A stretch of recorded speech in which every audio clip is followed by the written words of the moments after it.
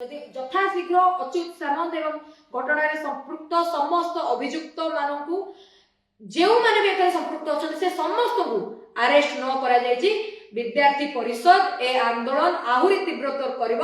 विद्यार्थी परिषद ए आंदोलन राज्य व्यापी करिब एवं एथिपाई मध्य या सामना करिया पाई मध्य आपण माने प्रस्तुत रुहंतु। किट विश्वविद्यालय रे जो अभावनीय घटना घटितला से अभावनीय घटना को आज दीर्घ 8 ରୁ 9 दिन बीती जाइतिले मध्य घटना रे संपृक्त अभियुक्त मानकु ए पर्यंत गिरफ्त करा जाय नाही एवं जो भली भाव में किट विश्वविद्यालय परिसर रु बारंबार अनैतिक कार्यर घटना मान सामना को आसुची तापर भी आज किट विश्वविद्यालय प्रशासन चुप एवं पुलिस प्रशासन मध्य चुप साजिछि।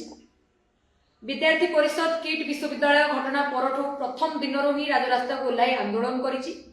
ता सहित विद्यार्थी परिषद जो छात्र छात्री नेपाली छात्र छात्री मानक माड़ मारी कैंपस रु बाहर कर दिया जायतला सेमानकु रेलवे स्टेशन रे भेटिबा ठारू नै तांकर असुविधा सुविधा बुझिबा ठारू नै तांकर भल मंद व्यवस्था करिया पर्यंत मते विद्यार्थी परिषद करतला। तापरे विद्यार्थी परिषद घटनार गुरुत्व को अनुभव करी राजरास्ता रे आंदोलन करतला। विद्यार्थी परिषद किट परिसर रे आंदोलन करिछि, लोयर पीएमजी रे आंदोलन करछि, राज्यर कैंपस मानके मध्य विद्यार्थी परिषद आंदोलन करतला।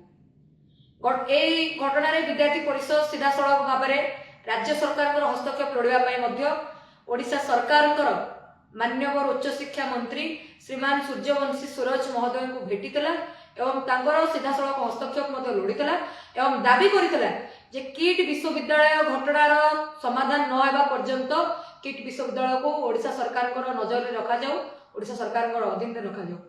किंतु घटनार एत दिन पर भी नेपाल अर्थनीति को लेकिन कु मंतव्य देइथबा कुश्चित मंतव्यहीन मंतव्य देइथबा अति अहम भावना रे मंतव्य देइथबा दुई जन महिला मैडम जयंती नाथ और मैडम मंजुषा पांडे को ए पर्यंत मध्य गिरफ्त करा जाय नहीं।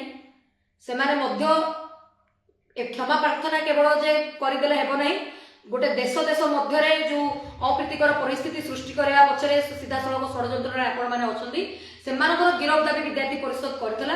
किट्र प्रतिष्ठाता डॉक्टर अच्युत सामंत जहाँकर सीधा सड़क संपृक्ति रे घटना घटी गिरफ्त करने विद्यार्थी परिषद दाबी करथिला। से दाबी पत्र माननीय उच्च शिक्षा मंत्री को विद्यार्थी परिषद भेटिकी ए दाबी जणाइथिला। आज एने कौन दृढ़ कार्यानुष्ठान ग्रहण करा जाय नहीं। विद्यार्थी परिषद आज तार सांबादिक सम्मेलन माध्यम पुनर्बार दाबी करुच्ची यथा संभव जयंती नाथ मंजुषा पांडे किट्र प्रतिष्ठाता डॉक्टर अच्युत सामंत एमान को गिरफ्त करा जाऊ एवं किट घटना जे पर्यंत संपूर्ण रूपे समाधान न होईची से पर्यंत किट को राज्य सरकार अधीन में रखा जाऊ।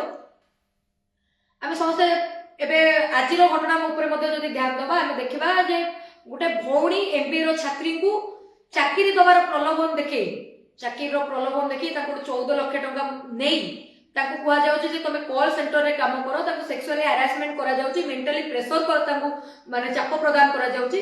ए भली घटना किट रे बारंबार सामना को आसले मध्य किट प्रशासन ताको चापी दउतला। तेणु विद्यार्थी परिषद आज दाबी करुछि जे ए सब घटना जो माने भी संपृक्ति रहउछंती सेमान को तुरंत अरेस्ट करा जाऊ, ताको विरुद्ध दृढ़ कार्यानुष्ठान ग्रहण करा जाऊ। आमे समस्त जानिबा किट रो परिसर रे एभले मध्य चलीछि यूजीसी गाइडलाइन को खुलमखला उल्लंघन करा जाउछि। किट परिसर रे गोटे बैच रे 4000 6000 8000 गोटे डिपार्टमेंट रे एभली संख्या रे छात्र छात्री माने पढुछथि। तो तेबे कोन ए जो 4000 6000 8000 संख्या रे जो पिला माने पाठ पढुछथि ताहा यूजीसी गाइडलाइन सम्मत कि?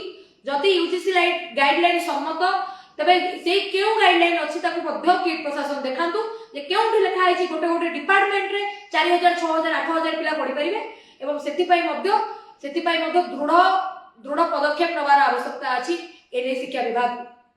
तो सहित प्राइवेट विश्वविद्यालय गुड़िक रे दिनकु दिन वृद्धि पाउतबा जो अप्रीतिकर परिस्थिति अमानवीय कार्यकलाप तापर गोटे रोक लगेवा दरकार। ए नहीं विश्वविद्यालय अधिनियम रे यूनिवर्सिटी एक्ट रे गोटे एसओपी नूतन एसओपी जारी करा जाऊ प्राइवेट यूनिवर्सिटीज मानक पई प्राइवेट यूनिवर्सिटीज मानक केउ भली भाव में केवल व्यापार केन्द्र न करी व्यवसाय केन्द्र न करी तार केउ भाव गुणवत्तापूर्ण शिक्षा छात्र छात्री समाज पाखे पहुंची पार से राज्य सरकार को एसओपी जारी कर तुरंत आवश्यकता रही है। विद्यार्थी परिषद आज दावी करुच्ची सांबादिक सम्मेलन माध्यम तुरंत एने एसओपी नि जाऊ एवं किट को जो भाव में व्यवसाय केन्द्र व्यापार केन्द्र कर बाद पड़ू किट प्रशासन एने विद्यार्थी परिषद चेतावनी दौर। विद्यार्थी परिषद राज्यव्यापी जो आंदोलन आरंभ करिछि यथाशीघ्र अच्युत सामंत एवं घटना संपृक्त समस्त अभियुक्त मानू जो माने भी संपृक्त अच्छा से समस्त को अरेस्ट न करा जायछि। विद्यार्थी परिषद ए आंदोलन आहुरी तीव्रतर करिवो। विद्यार्थी परिषद ए आंदोलन राज्यव्यापी करिवो एवं एथिपाई मध्य या सामना करिया पाई मध्य आपण माने प्रस्तुत रुहंतु। जो माने भी भारतर छवि को वैश्विक पटल में वर्तमान मलिन करछंती से समस्त गिरफ दाबी आज सांबादिक सम्मेलन माध्यम विद्यार्थी परिषद दाबी करुछि।